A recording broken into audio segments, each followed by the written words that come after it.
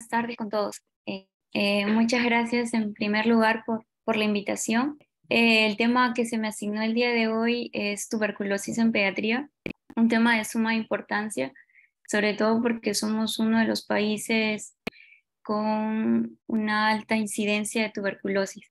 Bueno, la presentación la he dividido en lo siguiente, en introducción, epidemiología.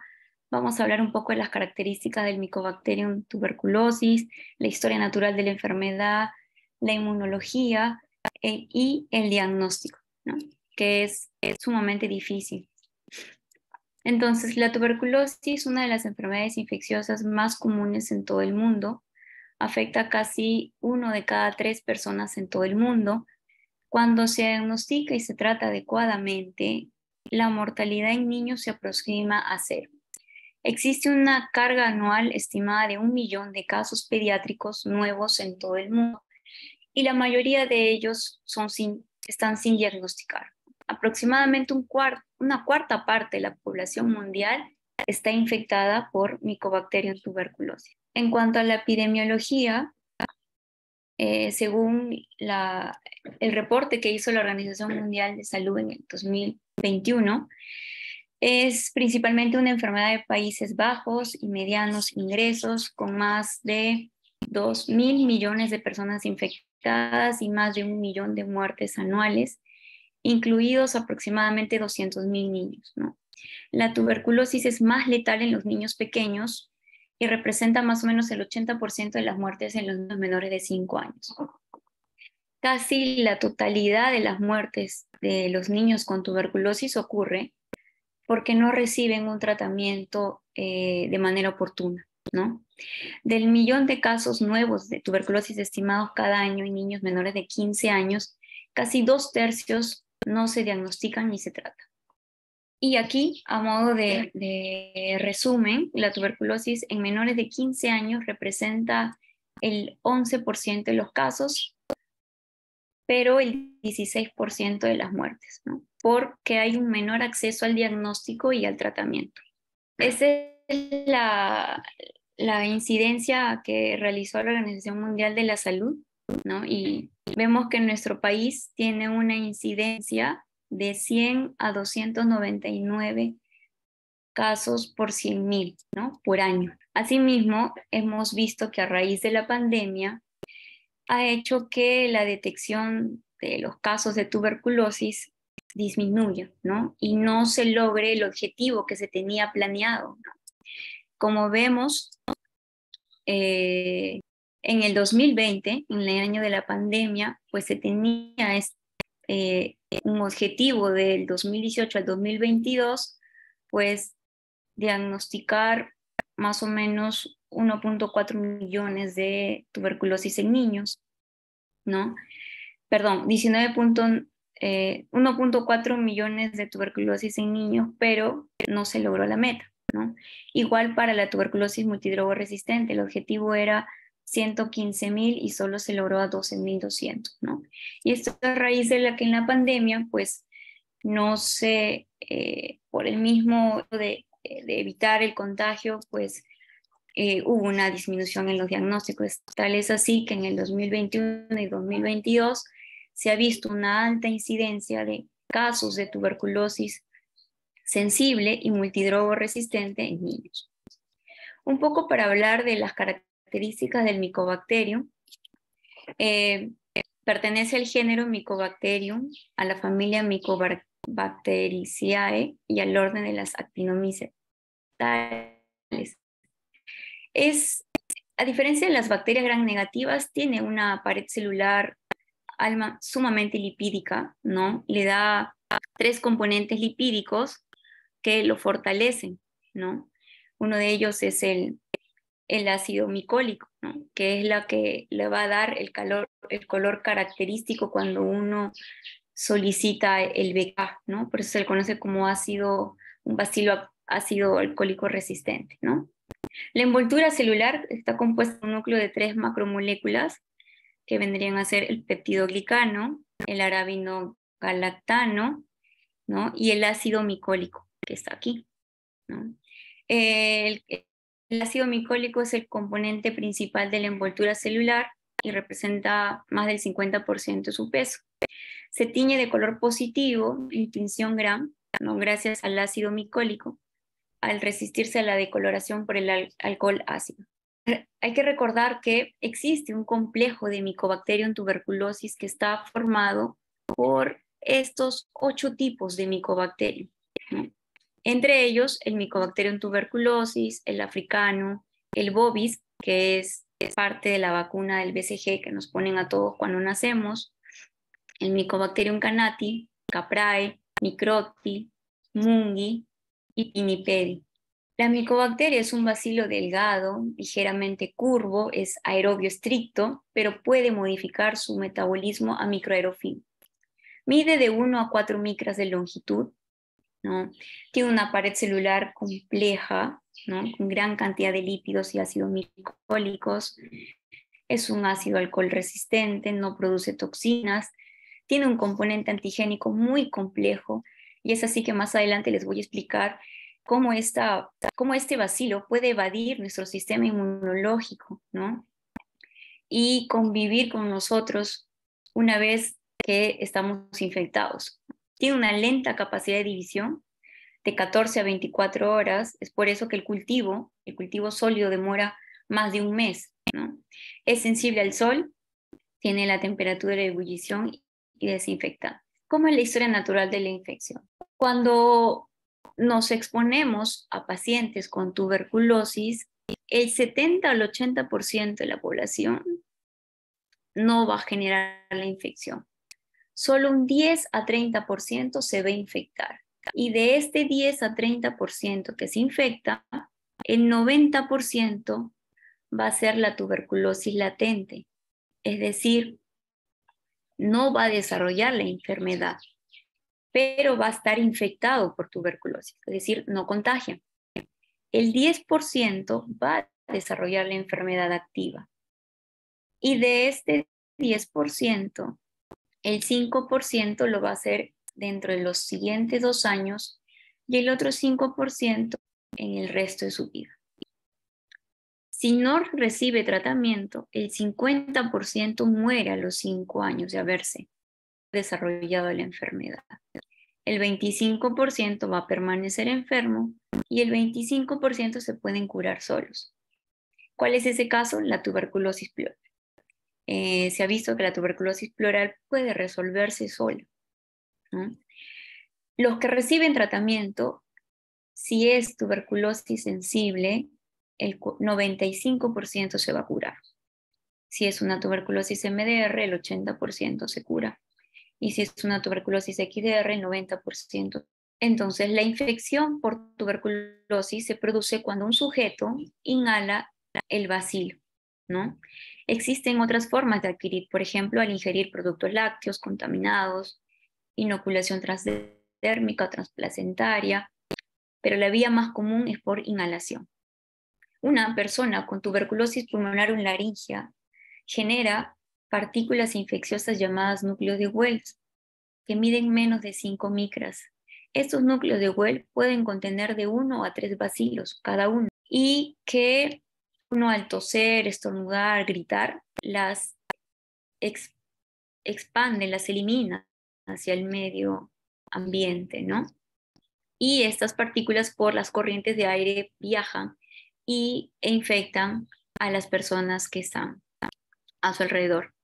Entonces, estas partículas pueden permanecer suspendidas en el aire durante varias horas y son inhaladas por un individuo susceptible que puede infectarse y desarrollar la tuberculosis activa.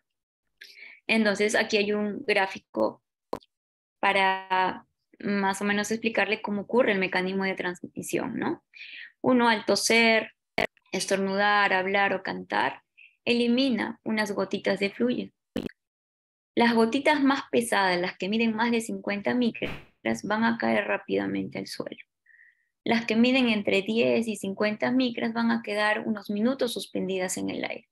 Pero las más pequeñas, las que miden menos de 10 micras, van a permanecer flotando, ¿no? Y esas van a ser transportadas por las corrientes de aire, luego se va a generar la vaporización del agua y van a quedar los núcleos de Wells. que miden entre 2 a 5 milímetros, ¿no? Y cada núcleo de Wells contiene hasta 3 bacilos. Recuerden que cuando uno elimina estas gotitas de fluido, puede alcanzar una distancia de hasta 2 metros y permanecer suspendidas en el aire hasta 6 horas, ¿no? Entonces, esta persona que recibe los núcleos de Wells puede presentar una de estas 4 opciones: no infectarse, tener la enfermedad activa, tener la infección latente, o luego de unos años presentar la enfermedad por reactivación. Entonces existen 4 factores que van a determinar la probabilidad de transmisión del micobacterio. La susceptibilidad del individuo, es decir, el estado inmunitario del huésped, del que va a recibir el bacilo. La infecciosidad, es decir, a mayor número de bacilos expulsados, mayor será el grado de infectividad.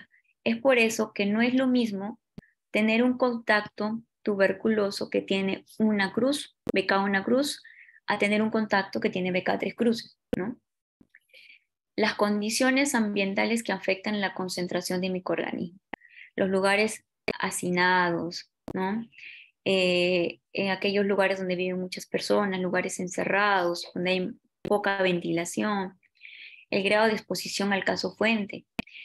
Cuanto más tiempo uno está en contacto con alguien con tuberculosis, mayor es la probabilidad de infectarse. Entonces hay mayor probabilidad de infección en el hogar cuando el caso índice tiene baciloscopía positiva, la prevalencia es mayor del 50%.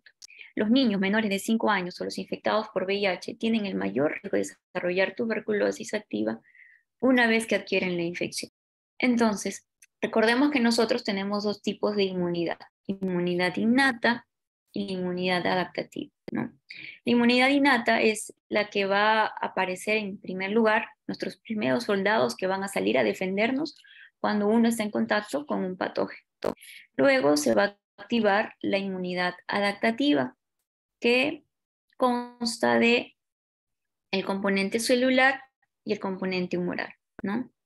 El componente humoral es el que va a dar producto a las inmunoglobulinas y el componente celular es el que va a dar producto a los linfocitos T, CD4 y CD8, ¿no? Entonces, ¿cómo ocurre? ¿Cómo es el mecanismo de inmunología como el cual el bacilo llega y nos infecta? Entonces, ingresa el bacilo, ¿no? Por las fosas nasales, por la boca, llega por los bronquios, llega a la vía aérea superior, llega a los bronquios y se deposita en el alveolo. Es reconocido por los macrófagos. Entonces, inmediatamente es conectado con estos receptores de antígeno, que es la manosa y la leptina C, que hace el bacilo, ingresa, es fagocitado por el macrófago, ¿no? Pero el bacilo tiene unas enzimas que lo que hacen es evitar que las lisosomas del macrófago se unan con el fagosoma del alveolo.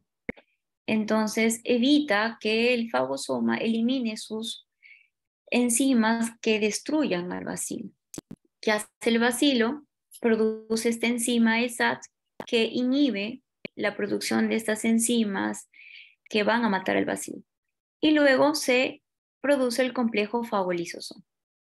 Entonces el bacilo empieza a multiplicarse dentro del macrófago luego de haber inhibido el pH ácido que produce el fagolisosoma, luego de haber inhibido estas enzimas, estos radicales que van a hacer que muera el bacilo. Entonces produce una gran proliferación bacilar. Recuerden que se multiplica cada 24 horas hasta llegar a obtener más o menos entre 32 a 64 bacilos. Eso en aproximadamente 5 a 6 días. Luego aparece este gen, RAM, que lo que hace es destruir y necrosar a este macrófago. Entonces, al ser destruido, los bacilos nuevamente son expulsados al medio extracelular. Los bacilos, al ser expulsados por el medio extracelular, son fagocitados por los demás macrófagos que vienen del espacio intersticial, que vienen de los alvéolos vecinos, y son transportados por la vía linfática hasta los nódulos linfáticos. En los nódulos linfáticos, estos macrófagos infectados de bacilos son presentados a los linfocitos T. Y los linfocitos T, CD4, van a producir la interleuquina 12, que lo que va a hacer es que este linfocito T CD4 se diferencia en un linfocito TH1. Y este linfocito TH1 lo que va a hacer es producir factor de necrosis, interferón gamma e interleuquina 2. ¿Qué hace este factor de necrosis y ese interferón gamma? Lo que va a hacer es activar a estos macrófagos para convertirlos en bactericidas, produciendo radicales libres, produciendo óxido nítrico, para destruir al macrófago, al bacilo que está dentro del macrófago, ¿no? Y de esta manera llama la producción de más células como monocitos y va a formar el granuloma, ¿no? Que está formado por células multinucleadas de Langhans, monocitos, macrófagos, linfocitos, ¿no? Todo esto de acá ocurre en 2 a 8 semanas, es decir, el tiempo en el cual el PPD se hace positivo. Y es así que acá se forma el granuloma.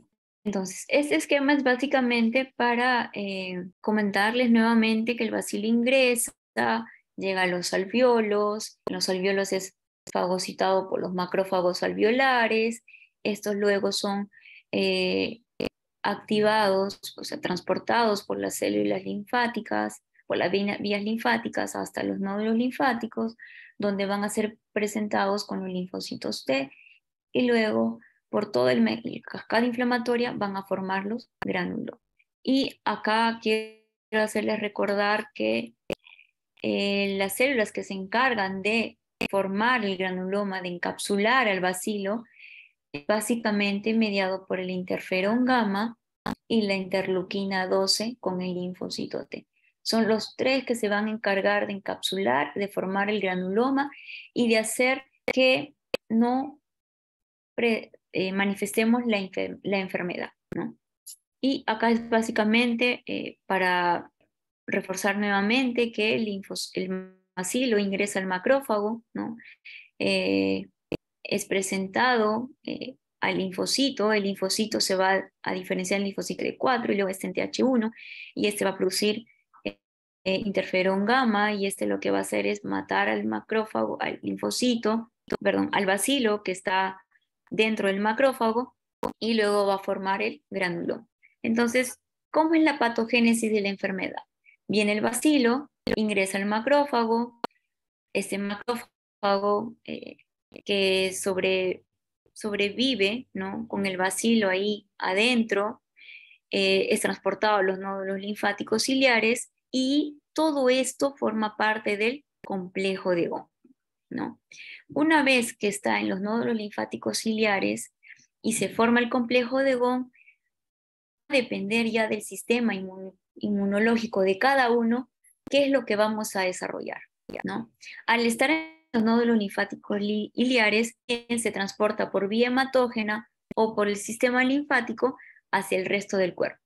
Bien, podemos producir la tuberculosis primaria y se va a formar el Casium, o lo más común que ocurre es que por tener una buena inmunidad hagamos el estado latente, es decir, aquellos que solo tenemos PPD positivo, pero no hemos desarrollado la enfermedad.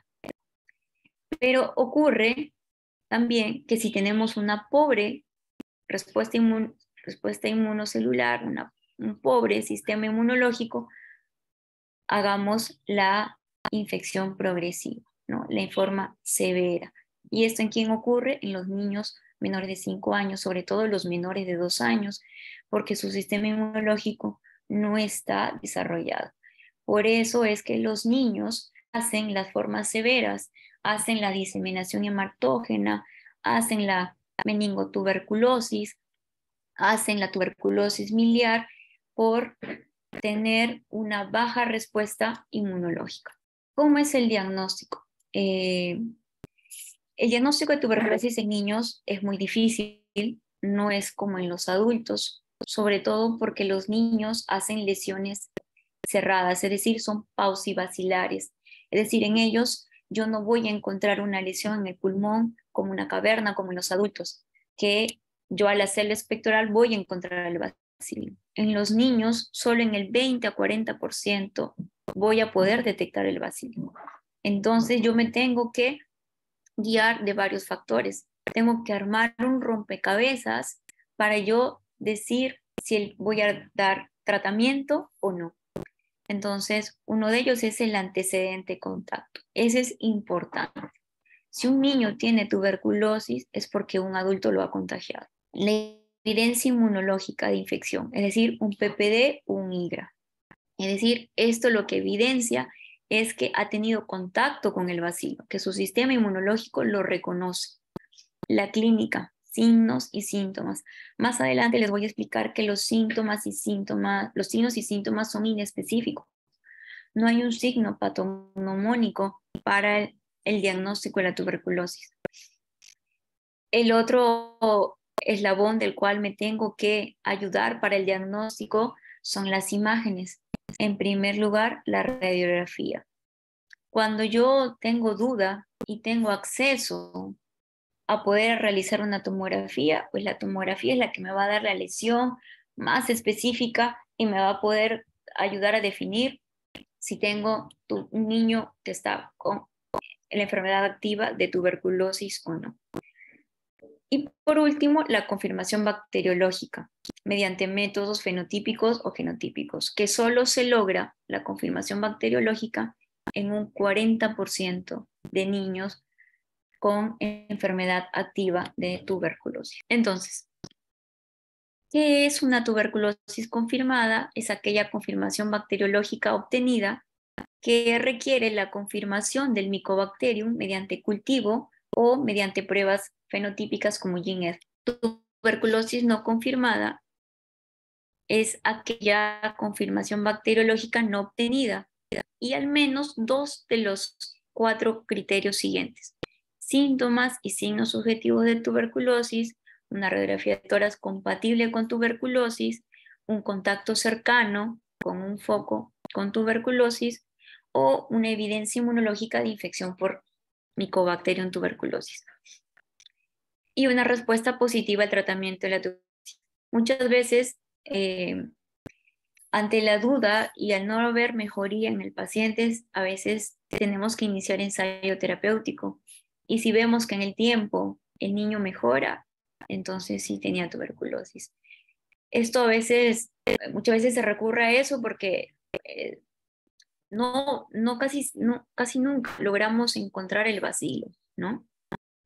Tuberculosis improbable es aquella confirmación bacteriológica no obtenida y criterios para la tuberculosis no confirmada, ¿no? Con o sin evidencia inmunológica por infección por micobacterias.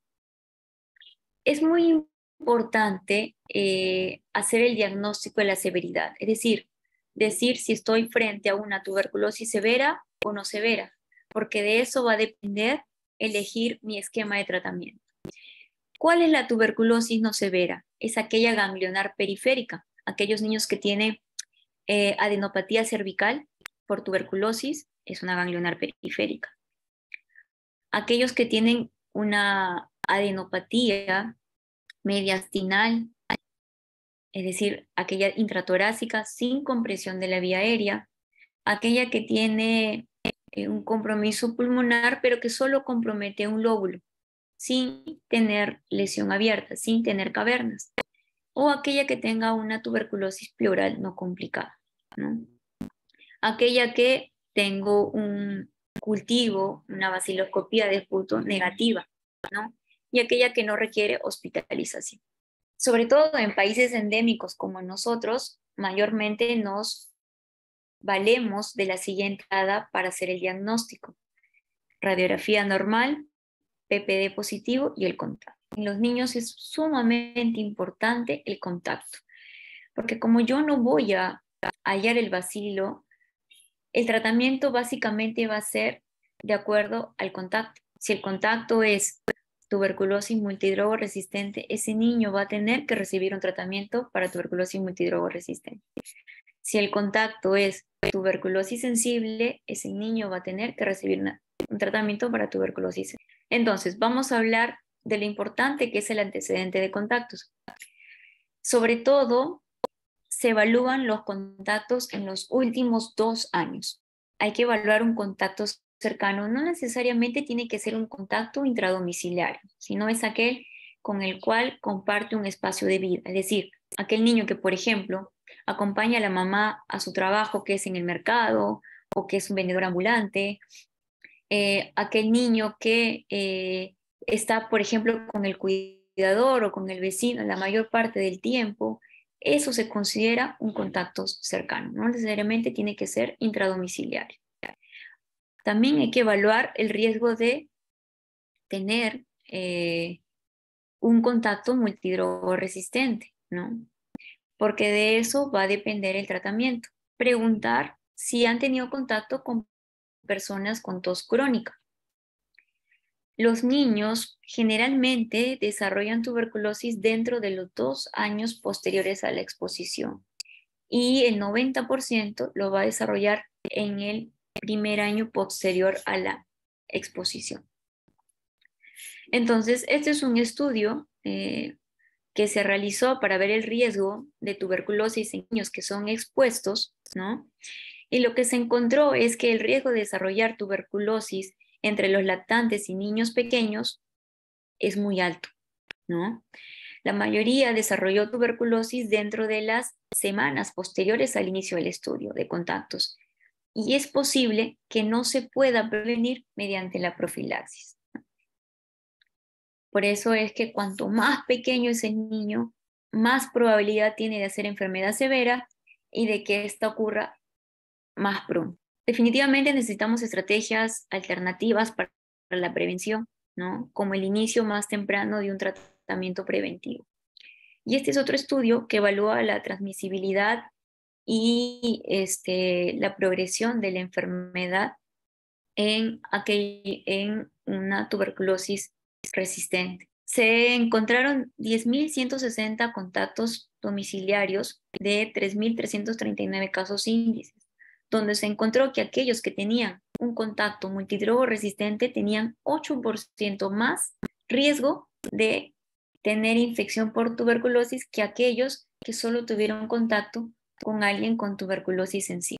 En cuanto a los signos y síntomas, lo que desarrolla la OMS, lo que ha dicho la OMS del 2022, es que la tos frecuente, aquella tos que no remite, la que vemos acá en línea naranja, es un signo o síntoma característico, lo que más se ha encontrado en aquellos niños con tuberculosis. En cuanto al lactante y los adolescentes, pues los síntomas son muy inespecíficos. En cuanto al lactante, pues lo que podemos encontrar, muy aparte de la tos persistente, es la fiebre y la inapetencia, la fatiga, la poca predisposición a jugar, andan más decaídos. Y en cuanto a los adolescentes, hacen una tuberculosis, una clínica similar al adulto, ¿no? Tienen tos, sudoración nocturna, pueden tener taquipnia, ¿no? Pero lo que reportó la OMS el año pasado, en el 2022, en su último libro que sacó, es que la tos persistente es el signo y síntoma más característico en niños con tuberculosis. Este es un estudio que lo hizo el doctor Marais y el doctor Chaff en Sudáfrica, donde encontraron que la tos persistente y no remitente fue el síntoma más característico en niños que tuvieron tuberculosis, ¿no? Fueron síntomas bien definidos. Tos persistente, no remitente, asociado a fatiga. Fue lo que más se encontró en los niños que diagnosticaron tuberculosis. En cuanto a la evidencia inmunológica de infección por tuberculosis, viene a ser el estado en el que se caracteriza por una respuesta inmune persistente a la estimulación por antígenos del micobacterio, sin evidencia clínica de enfermedad. Alrededor de un cuarto de la población mundial está infectada por Mycobacterium tuberculosis. No existe una prueba estándar de oro para diagnosticar la infección. ¿Qué significa estar infectado por tuberculosis? que nuestro sistema inmunológico ya estuvo en contacto con el bacilo, es decir, el bacilo ya está dentro de nosotros, pero gracias a nuestro sistema inmunológico lo tiene encapsulado, dormido, por así decirlo. Entonces, existen dos clases de pruebas actualmente disponibles para yo detectar si estoy o no infectada por tuberculosis. Una de ellas es el PPD y otro es el ensayo de liberación de interferón gamma, el IGRA. Ambas pruebas son indirectas y requieren de la respuesta inmunitaria competente, es decir, de la respuesta del sistema inmunológico para poder identificar a las personas infectadas. Es decir, no se basa en la detección del organismo, sino en la respuesta inmunitaria. Ninguna de estas dos pruebas puede distinguir entre infección por tuberculosis o enfermedad activa por tuberculosis. ¿Qué es el PPD? Se inyecta por vía intradérmica 0.1 mililitros de un derivado proteico purificado en la superficie palmar del antebrazo con una jeringa de tuberculina, con bisel hacia arriba. Y lo que se hace es en 48-72 horas citar a la persona para la lectura. ¿Y qué es lo que se va a leer? La pápula, no el eritema, sino la parte indurada. Es lo que se lee, que lo que refleja, si sale entre 6 a 10 milímetros, es una reacción de hipersensibilidad de tipo retardada, mediada por células linfocitos T. Recuerden que el resultado del PPD siempre se registra en milímetros. Si no hay induración, se pone 0 milímetros. Siempre el resultado tiene que ser reportado en milímetros. Entonces, un PPD mayor o igual a 5 milímetros se considera positivo en aquellas personas que tienen VIH, aquellas personas trasplantadas, aquellas personas inmunosuprimidas. Un PPD positivo mayor o igual a 10 se considera en aquellas personas que viven en países con alta prevalencia de tuberculosis, país como el nuestro, por ejemplo. Aquellas personas que trabajan en laboratorio de microbiología, aquellas personas que trabajan en lugares hacinados, que trabajan en hogares de ancianos, que trabajan en lugares de refugio para desamparados, aquellas personas que que consumen drogas o alcohol, ¿no? Y se considera un PPD positivo mayor de 15 milímetros para aquellas personas sin factores de riesgo conocidos para tuberculosis. Pueden existir falsos positivos y falsos negativos. ¿En qué casos puede existir un falso positivo? En aquella persona que probablemente esté infectada por una micobacteria que no pertenece al complejo de tuberculosis, o aquella persona que recientemente se ha vacunado por la vacuna del BCG. Por ejemplo, aquellos lactantes menores de 6 meses que les sale un PPD elevado, ¿no? Porque recientemente se han sido colocados BCG. ¿En qué casos puede existir un falso negativo? En aquellas personas que tienen una infección viral concurrente, como por ejemplo sarampión, papera, VIH, varicela, o aquellos que tienen una infección bacteriana concurrente, como fiebre tifoidea, brucelosis, lepra, aquellos pacientes que toman corticoides, aquellos pacientes que tienen falla renal crónica. ¿Qué es el ensayo de liberación de interferón gamma, conocido como IGRA? Son pruebas in vitro basadas en muestras de sangre.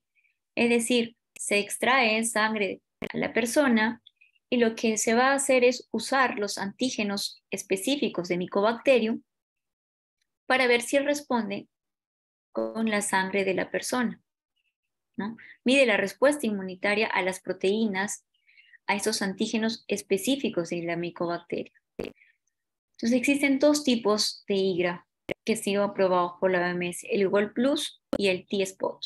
Las muestras de sangre de un paciente se mezclan con los antígenos y con controles. Los principales antígenos que evalúa el IGRA es el ESAT6 y el CFP10, que se encuentran en las cepas de Mycobacterium tuberculosis.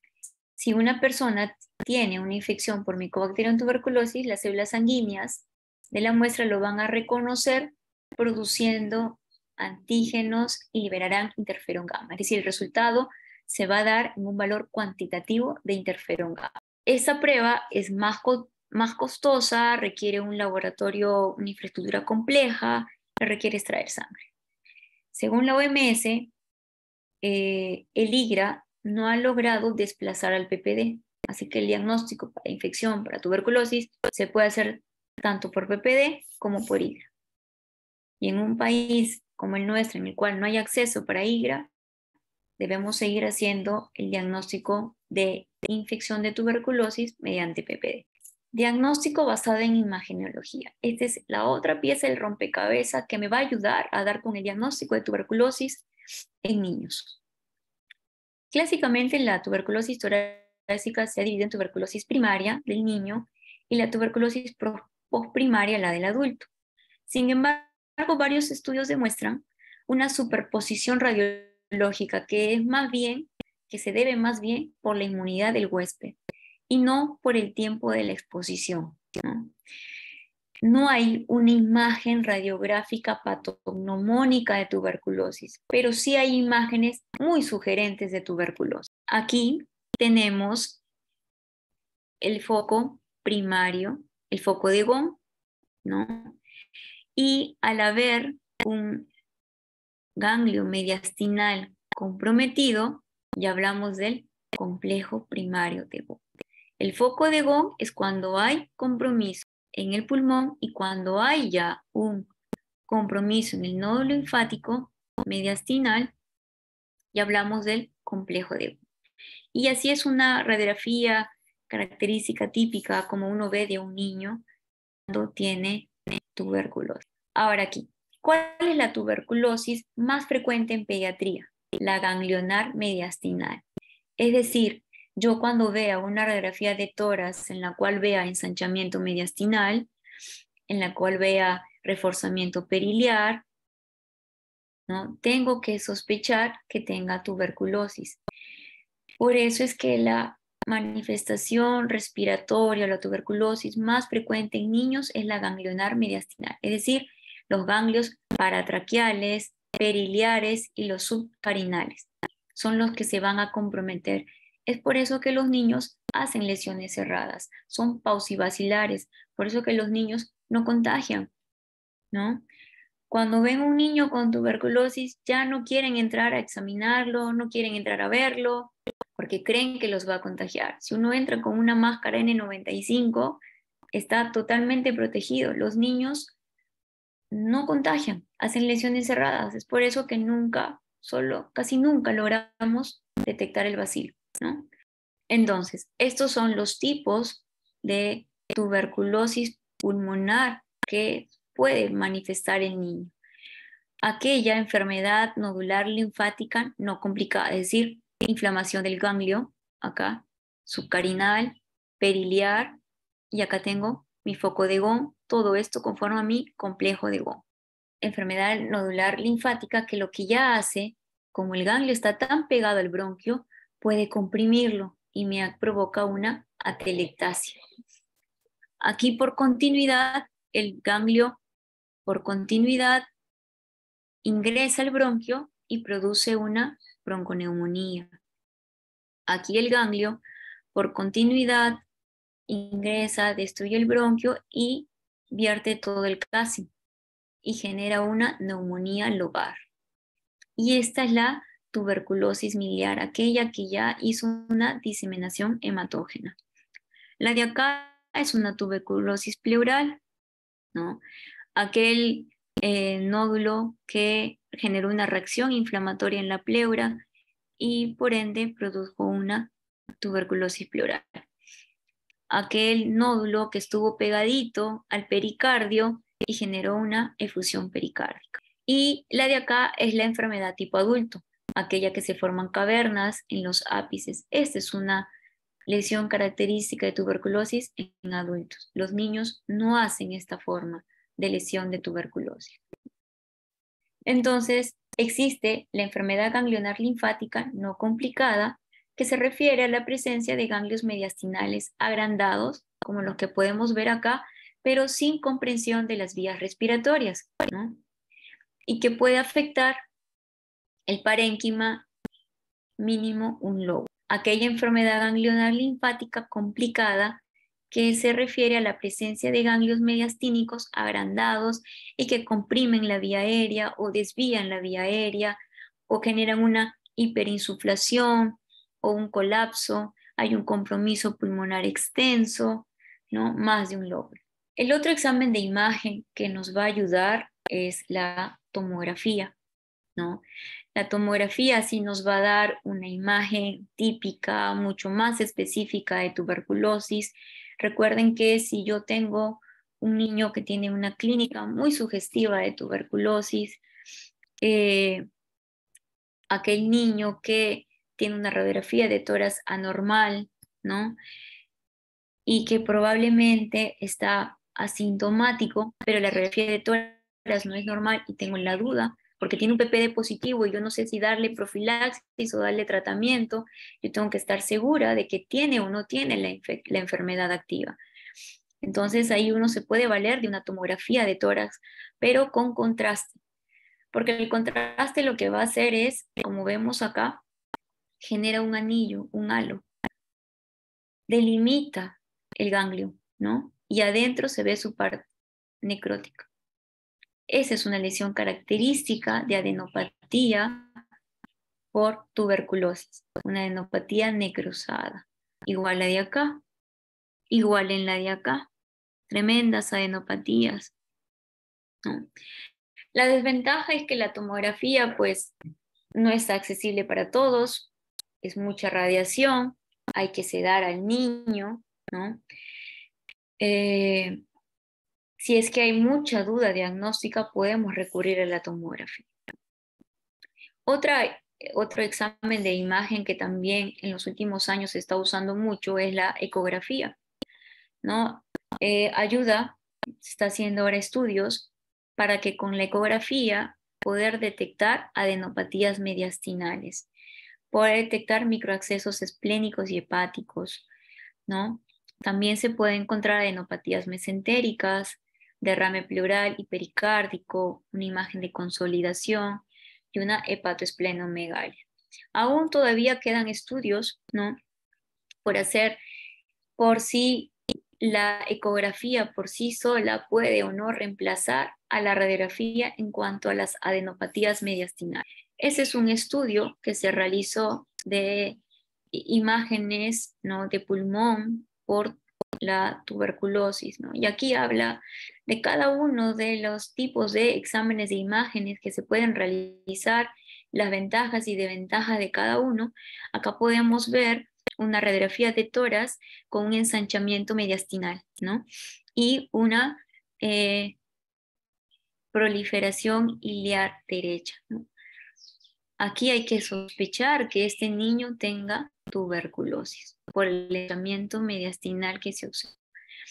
Aquí vemos una tomografía en la cual vemos, miren qué redondeado, cómo capta el contraste, las lesiones, las adenopatías con su centro necrótico. Y en cuanto al diagnóstico molecular y bacteriológico, que es lo último que uno trata de buscar, no por sí el menos importante, ¿no? Así uno sepa que no tengo poca probabilidad de obtener el bacilo, igual se realiza una prueba de BK, de GeneSpert, ¿no? Recordemos que existen diferentes métodos diagnósticos. Uno de ellos son los métodos fenotípicos, como la osciloscopía, que es el resultado del BK, el cultivo sólido, ¿no?, el Lowenstein, y el cultivo líquido.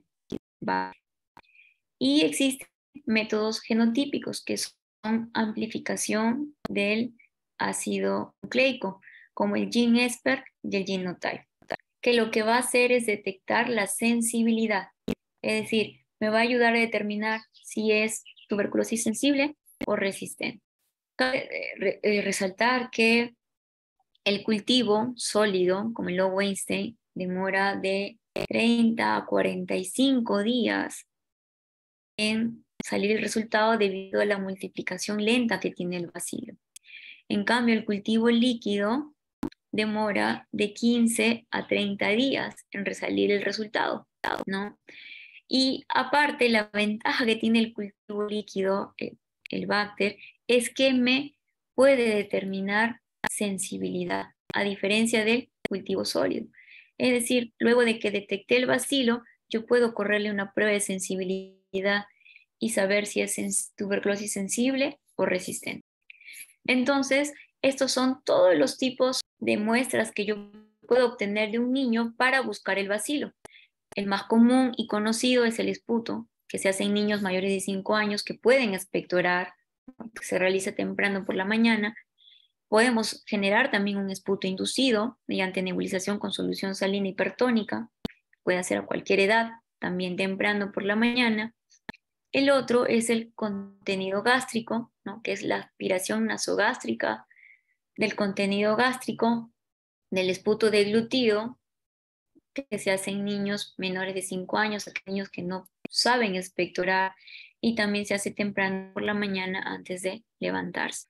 Lo otro que está, ahora último, que la OMS ha aprobado es la materia fecal, es decir, realizar prueba fenotípica en heces, que tiene tan igual sensibilidad como especificidad que el aspirado gástrico, con la diferencia que este no es invasivo. En cambio, el aspirado gástrico sí es invasivo. En el 2014, Crocane se realizó un estudio con Gene-Esper, ¿no? Gene-Esper es una prueba fenotípica, ¿no? Para el diagnóstico de tuberculosis, y lo que hace el Gene-Esper es detectarme si el paciente es resistente o no a rifampicina, ¿no? Y se encontró que tiene una sensibilidad de 67%, ¿no? En un BK negativo, sensibilidad del 67%, es decir, en un BK negativo, una sensibilidad del 67%. En el 2019, Cochrane hizo otro estudio, ¿no? Con el Gene-Esper simple y el Gene-Esper ultra para determinar la sensibilidad y especificidad. Y lo que se detectó es que el ultra tiene mayor sensibilidad que el Gene-Esper común. Es así que esta prueba en los últimos años está ayudando a diagnosticar más rápido la tuberculosis y a diagnosticar si es sensible o resistente. Es decir, yo tomo una muestra en Gene-Esper, ya sea en aspirado gástrico, en esputo, en líquido pleural, líquido pericárdico, líquido acítico, y el resultado me va a salir en 24 a 48 horas como máximo. Por la alta sensibilidad que tiene, me evalúa en un menor campo la cantidad de bacilo que hay. Asimismo, también se realizó un estudio, ¿no?, de tuberculosis en niños menores de 2 años en Cataluña, ¿no? Y en este estudio microbiológico en 110 pacientes, ¿no?, se encontró que el Gene-Esper detectó el 27.7% del bacilo, ¿no? Detecta más que el cultivo y mucho más que la baciloscopía. Es por eso la gran sensibilidad que tiene el Gene-Esper. Es la prueba fenotípica que en los últimos años se está usando con más frecuencia, porque ayuda a detectar más rápido y a determinar si es tuberculosis sensible o resistente, ¿no?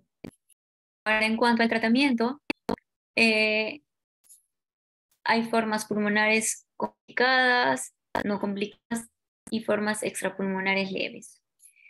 El esquema, tanto para adultos como para niños, de primera fase, para tuberculosis no complicada y extrapulmonares leves, es usar la primera fase por 2 meses, isoniazida, rifampicina, etambutol y piracinamida, y los siguientes 4 meses, que es la segunda fase, isoniazida, rifampicina 3 veces por semana. Pero recordarles que hay formas complicadas y extrapulmonares, como la tuberculosis miliar y la meningoencefalitis tuberculosa o el granuloma tuberculoso, el granuloma cerebral tuberculoso, el cual el tratamiento es mínimo 12 meses. Este es el cuadrito, ¿no?, de las dosis de tratamiento para niños, ¿no? Cuánto debe ser la dosis de isoniazida, rifampicina, piracinamida y etambutol, y cuál es la dosis máxima que puede recibir un niño, y si le doy 3 veces por semana, cuánto es la dosis máxima que le puedo dar. Para concluir, la tuberculosis pediátrica constituye actualmente un problema de salud pública, diagnóstico difícil por lo paucibacilar de sus lesiones, por el aumento de las formas extrapulmonares y lo difícil que es la recolección de muestras significativas. Dificulta distinguir de otras enfermedades de la niñez por la semejanza de los síntomas, son muy inespecíficos, ¿no? La aplicación del PPD como herramienta inicial del diagnóstico de tuberculosis en niños aún no ha sido usada por métodos modernos como el interferón gamma. ¿Okay? Debe implementarse de manera sistémica la toma de muestras en casos de sospecha de tuberculosis y cultivarlas en medios líquidos como el Bacter, ¿no? Para asegurar un mejor poder diagnóstico, por la rapidez con la cual uno puede detectar el bacilo con este cultivo líquido, ¿no? Debería implementarse en la mayoría de los hospitales. Y considerar el uso de pruebas moleculares como el GeneSpec en casos de alta sospecha de tuberculosis, sobre todo en niños pequeños. Eso es todo. Quedo atenta a sus preguntas.